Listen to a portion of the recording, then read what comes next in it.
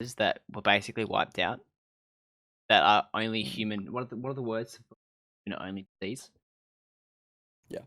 But like say measles, for example, like no other animal carries measles from the knowledge of the science field. Yeah, not that I'm aware. Like it's just measles is human only, but the fact that it still exists because people like don't vaccinate or can't vaccinate, and then they choose not to. Something that gets me that's still, I mean, like I'm so young. I have no concept of time or the world or anything. But like my dad had measles, and his dad just did like I had rubella when I was a baby. wow, Ooh. Yeah. which you get vaccinated from the MMR vaccine, which is the measles. Yeah. Which you do need a top up mumps for and rubella. usually. And Yeah. about 10% of people don't seroconvert to the MMR vaccine, Mhm. so get your serology done afterwards. I found out I don't seroconvert terribly well to it. Wow. Interesting. Which means that everyone else around you needs to have that Means vaccination. I rely on herd Herd immunity. immunity. I rely on the fact that I Our don't friend. encounter anyone else that Yeah. has the virus in order to protect me from it. Yeah. Yeah. So my dad had measles, and then his sister, my auntie, had measles as well, and his dad, my pop, who I unfortunately never met, he just didn't have that immunity. Every time, like my dad says, because he got it when he was quite young. Yeah. My dad's 65 now, but he had it, I think, before age 10. And he said, all I remember about measles is that every time someone got measles, Dad got it worse.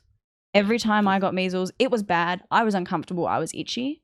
But my dad, it was just awful. And he said that's all he remembers. His father kept getting it. Yeah, yeah. So every time somebody in the family had it, so that he had it, his mum had it, and then his sister had it, every time his dad would get it again. And he just, that's what stuck with him. I mean, he had it and he experienced it. Or not an immune deficiency? Then? I don't know. Yeah, I mean, you get that, unaware. You get that with measles. Yes, yeah, that's part of measles. Well, yeah, but it's more that you tend to have a pretty strong immune response to measles. Yeah, but yeah, I don't know, and that's what my dad. That I found that really interesting because I listened to this this podcast will kill you episode about measles, and that's how I learnt about it. Because I've never done anything to do with like epidemiology, but it like that's where they were telling, like when my dad told me that, I was just like, wow, in my dad's lifetime, it was still such a prevalent thing. It was still so. For context on just how virulent and how easily spread measles is, if you walk into the same room as someone with measles and your immune system is not able to within 2 hours of after they've left, you will get the measles. Yeah, 2 hours after that dude has left the building, dude or woman, we ain't sexist, have left the building, that room is still infectious. Yeah, which is insane to me. You just, how do you even comprehend that? And I can see how in those instances, especially with disease like research, you can see how people would be so skeptical of that. They'd be like, what do you mean? How can something just exist for 2 hours after somebody's not even there anymore? That's not how it works.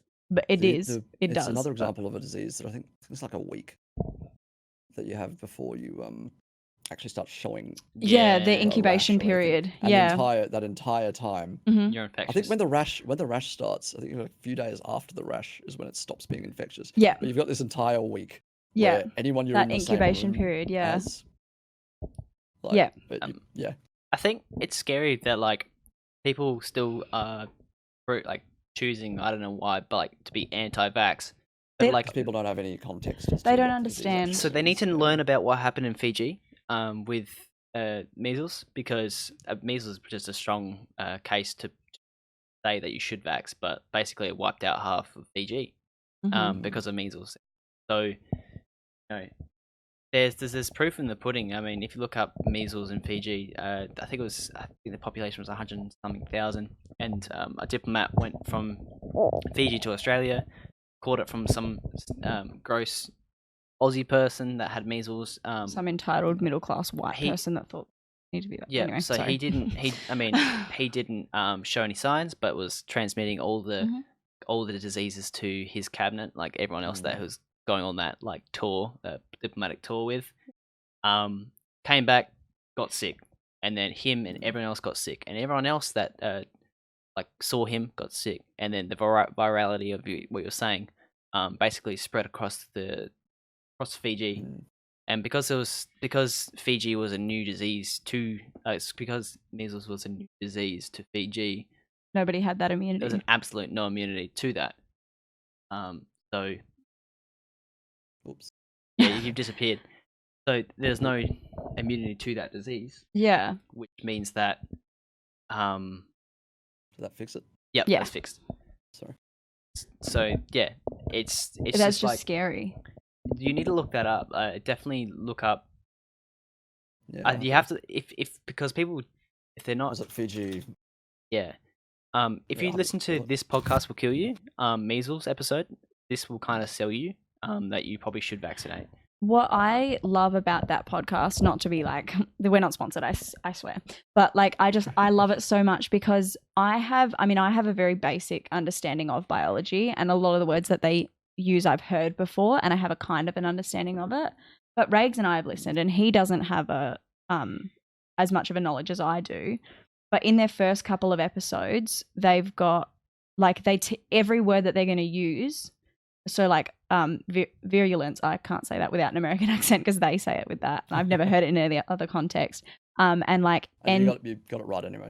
Yeah. Beautiful. And then like endemic, what's an epidemic, what's a pandemic? They explain all of those terms before they explain things. And then what I love even more as a science student is that at the end they list their references. They give you all the things that they used so that you can go and look into it. Yeah. And I think that they explain it in a way that it's scientific enough that we can see, like we can understand it, and you can see that it is really proven, but it's in enough like layman's terms that you can understand it even if you have no idea or no context beforehand. I'm sorry to break conversation, but Aces came in, you beautiful bastard, with a tier 3 sub and 1,000 biddies. I appreciate that. Thank you so much. That's so You're an nice. absolute gem.